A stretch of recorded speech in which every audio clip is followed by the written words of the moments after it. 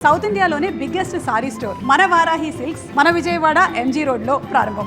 Sir, first of all నువ్వు నాకు నచ్చే సినిమా గురించి మాట్లాడుకునే ముందుగా మీ బ్యానర్ స్రవంతి, మల్లాది వెంకటకృష్ణ గారి నవల పేరు అది స్రవంతి అని. మల్లాది వెంకటకృష్ణమూర్తి గారు ఆయన నవలని మీరు బ్యానర్ నేమ్గా పెట్టుకున్నారు. ఎందుకు, కారణం ఏంటి? నాకు ఆ నవల చదివినప్పుడు ఆ క్యారెక్టర్ స్రవంతి అనేది ఆ నవల్లో ఒక మెయిన్ క్యారెక్టర్ అండి. ద వే మల్లాది గారు moulded that character, I really loved it అండి. సో చాలా కాలం అట్లా గుర్తుండిపోయింది.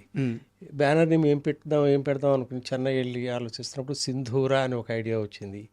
తర్వాత స్రవంతి. మేము 2-3 స్నేహితులను కలిసి సినిమాలు చేద్దామని అప్పుడు చెన్నై వెళ్ళాం. సాయిబాబు గారిని, తమ్ముడు సత్యం అని.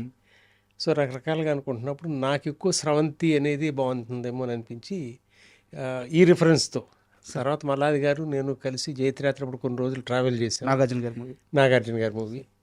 So we became good friends that time. తర్వాత ఇంకెవరి జీవితాలు అలా అనుకోండి.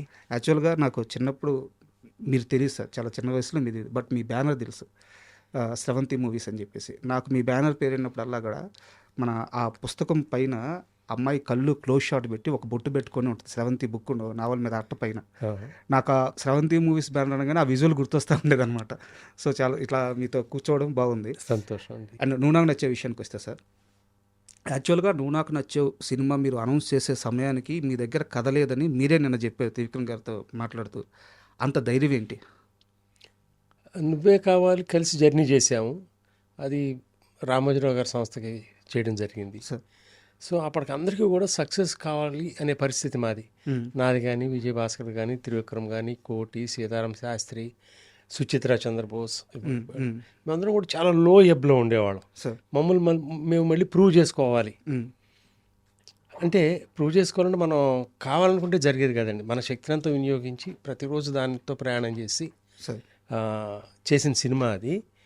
ఆ జర్నీలో వీళ్ళు బాగా దగ్గరయ్యారు, భాస్కరును, త్రివిక్రమ్. ఎందుకు చెప్తానంటేనండి, ఇది నా పరిచయం వాళ్ళతో దగ్గరతనం గురించి ఎక్స్ప్లెయిన్ చేస్తా. భాస్కర్ని, త్రివిక్రమ్ని వదిలిపెట్టి జర్నీ చేయకూడదు. ఓకే. సో డెఫినెట్గా మనం కలిసి ప్రయాణం చేయాలి. వాళ్ళిద్దరికీ కూడా నా మీద అంత వాటి కాల్ కాన్ఫిడెన్స్ లెవెల్స్. సో రిలీజ్కి చాలా ముందే నేను వాళ్ళిద్దరికీ కొంత అమౌంట్గా ఇచ్చి మనం కలిసి పని చేస్తాం, irrespective of the result. Okay. అంటే నాకు సినిమా చేసే ఆర్థిక స్తోమత అంత గొప్పగా లేదు అప్పుడు, బట్ వీళ్ళతో మాత్రం ప్రయాణం చేయాలి, ఈ సినిమా సక్సెస్ అవుతుందని పూర్తి నమ్మకం. సో అక్టోబర్ 13, 2000లో రిలీజ్ అయిందండి. ఇమీడియట్గా మీరు స్టార్ట్ చేసుకోండి, నో ప్రెషర్ పెట్టాలంటే త్రివిక్రమ్ అన్నాడు వెంకటేష్తో చేద్దామని. మీకు ఎవరితో కావాలంటే వాళ్ళతో చేయండి, నాకు అభ్యంతరం లేదు, I'm always there to support you, but don't take the pressure. Okay. అని అంటే వాళ్ళు ఇట్లా వర్క్ స్టార్ట్ చేస్తా. త్రివిక్రమ్ గారు చెప్పినట్టుగా ఒక 30 days ఏమీ ఇంకా కదలలేదు, 15 రోజులు మొత్తం అయిపోయిందన్నారు స్క్రిప్ట్. ఓకే. అంత వేగంగా జరిగింది అది. సో అది అయిన తర్వాత వెంకటేష్ గారికి చెప్పడం, ఇమీడియట్గా మనం చేస్తున్నాం కిషోర్ అని చెప్పడం, అట్లా వేగంగా జరిగిపోయినాయి అన్నీ. సార్, అంటే యాక్చువల్గా మీరు ఈ సినిమాకి ముందు, అంటే నువ్వే కావాలి ముందు కానీ, నువ్వు నాకు నచ్చే ముందు కానీ అంత ఫైనాన్షియల్గా స్ట్రాంగ్గా లేను అని చెప్పి మీరు చెప్పారు సార్. బట్ నా డౌట్ ఏంటంటే 90s ఎండింగ్లో మీరు, అంటే ఆ 90s మిడిల్ నుంచి ఎండింగ్ వరకు ఈవీవి గారితో చాలా సినిమాలు చేస్తూ వచ్చారు. మీరు ప్రజెంటర్గా ఉన్నారు కానీ, బట్ అవి మీ సినిమాలే కదా. కృష్ణారెడ్డి గారితో బ్యాక్ టు బ్యాక్ 3 సినిమాలు తీశాను. మావ చిగురు, ఎగిరే పవర్మ, అవును, మనసులో మాట, ఇన్ బిట్వీన్ గిల్లి కజ్జాలు చేశాను. ఈ 4 అయిన తర్వాత పిల్ల నచ్చింది అనే సినిమా ఈవీ గారితో చేశాను. ఈ ప్రాసెస్లో ఏం జరిగిందంటే అండి, మనసులో మాటకి అనుకున్న దానికంటే ఎక్కువ ఖర్చు పెట్టాం. నేను ఎవరిని బ్లేమ్ చేయను, నేనే ఖర్చు పెడతా. I don't give blame any one. ఎందుకంటే నచ్చింది సినిమా, డెఫినెట్గా ఆడుతుందని నమ్మకం. ఆడనే ఆడకపోయినా ఆ సినిమా ఆ కథకి ఎంత డిమాండ్ చేస్తుందో అంత ఖర్చు పెట్టాలి. నమ్మాను.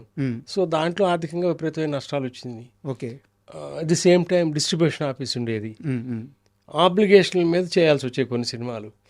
సో 1999 ఎండింగ్కి చాలా చాలా డైర్ స్ట్రేట్స్, చెప్పుకోలేనంత ఆర్థికపరమైన ఇబ్బందులు. ఓకే అని అనుకుంటానే ఈ కథను తీసుకెళ్ళి ఆయనకి, ఇది సర్కమ్స్టాన్సెస్ అంటే ఇమీడియట్గా నీకు నమ్మకం ఉంటే చేసే కిషోర్. ఓకే. నేను త్రివిక్రమే ఉన్నాము. సో ఆ విధంగా ఈ ప్రయాణం స్టార్ట్ అయింది. సో త్రివిక్రమ్ అంటే ఆ బాండేజ్ కానీ, విజయభాస్కర్ కానీ. విజయభాస్కర్తో ప్రయాణం ఎట్లా అంటే అండి, తను ప్రార్థన సినిమా చేసిన తర్వాత ఖాళీగా ఉండేవాడు. సురేష్ గారితో చేశారు.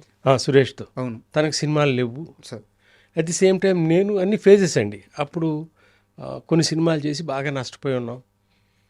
ఏం చేద్దాం అని బెనర్జీ అనే ఆర్టిస్ట్ ఉన్నాడు కదండి, బెనర్జీ తీసుకొచ్చాడు నా దగ్గరికి, విజయభాస్కర్ని. ఓకే. ఇట్లా చాలా మంచి. సో మనం మళ్ళీ నిలదొక్కోవాలంటే కొన్ని అప్పుడే టీవీ సీరియల్స్ ఎన్ని వస్తున్నాయి. సార్. సో ఈ టీవీకి ఏమైనా ఎపిసోడ్స్ చేద్దామా అని ఒక 13 ఎపిసోడ్స్కి రాసుకున్నామండి. కానీ భాస్కర్ ఎక్కువ రాసేవాడు. సో కొన్నాళ్ళు ఒక 2 months అట్లా స్పెండ్ చేసాం టైం.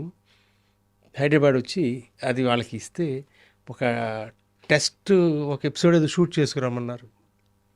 బాగుంది, ఆ ఎపిసోడ్లన్నీ మనం షూట్ చేసి మన డబ్బులతో సినిమా తీసేవాళ్ళం కదా భాస్కర్, ఆ ఇబ్బందులు ఉండబట్టే కదా అని అనుకుని, సరే మళ్ళీ నేను సినిమా చేసే రోజున మనం కలిసి చేద్దామయ్యా అని మళ్ళీ విడిపోయాం అప్పుడు. ఓకే.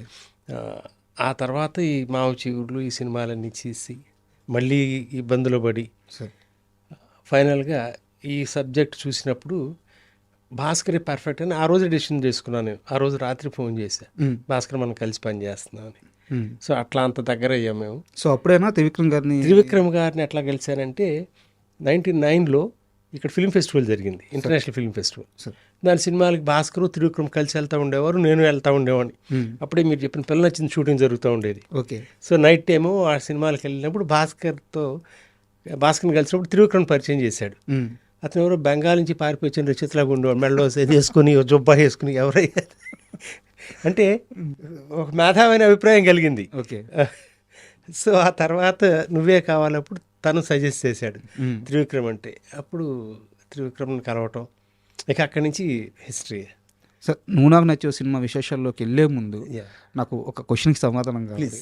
త్రివిక్రమ్ గారు మీకు పరిచయం అయిన తర్వాత ఈ అబ్బాయి మామూలు రైటర్ కాదు, రాబోయే దశాబ్దాన్ని ఇంకో 2-3 దశాబ్దాలు ఇండస్ట్రీ ఇతందే అని మీకు అర్థమైన క్షణం ఒకటి ఉంటుంది కదా సార్, ఆ స్పార్క్ కనిపించిన క్షణం ఏంటి? ఆ సంఘటన ఏమన్నా గుర్తుందా? నువ్వే కావాలి షూటింగ్ జరుగుతున్నప్పుడు లొకేషన్కి వచ్చాడు ఒక రోజున. ఖాళీగా ఉన్నాము, నేను బాగా సిగరెట్లు కాల్చేవాడు ఆ రోజులు. ఆ ఖాళీ ఏరియా ఉంటే దాసీను అట్లా వెళ్దాం కిందకని చెప్పి తిరుగుతూ ఉండగా ఒక కథ చెప్తా అన్నాడు. అట్లా తిరుగుతానే 1.5 కథ చెప్పాడు, అదే నువ్వే కథ. ఓకే. సినిమా చాలా బాగుంది, ఈ సినిమాతో నువ్వు డైరెక్టర్ అంతే. సో అంతేనండి, ఇంకా తనకి ఎంత భవిష్యత్తు ఉంటుంది ఏదనేది నువ్వే కావాలి స్క్రిప్ట్ చదువుతున్నప్పుడే ఫర్ ఎవర్. ఓకే. సో నేను కోటికి ఈ సినిమా రికార్డింగ్ అప్పుడు పంపించా. ఏంటి కోటి నీ అభిప్రాయం సినిమా గురించి అంటే, భయ్యా భాస్కర్ని కానీ త్రివిక్రమ్ కానీ నువ్వు పెట్టుకుని 30 సినిమాలు చేయొచ్చు, అసలు వెనక తిరిగి ఆలోచించక్కర్లా అనేమాట కోటి అన్నాడు ఆ రోజున. Okay. So all these things added అండి. అంటే అతను ఇంత దూరం వెళ్తాడు అని మనం ఏమైనా చెప్పలేము ఆ రోజున. But he's a person with a spark, is going to be there forever అనే ఫీలింగ్ అయితే కలిగింది. సో ఆ విధంగానే నువ్వు నాకు నచ్చవుతో ట్రావెల్ అయ్యి ఆ ప్రాసెస్లోనే నువ్వేకి వెళ్ళటం, ఆ సినిమా చేయడం జరిగింది.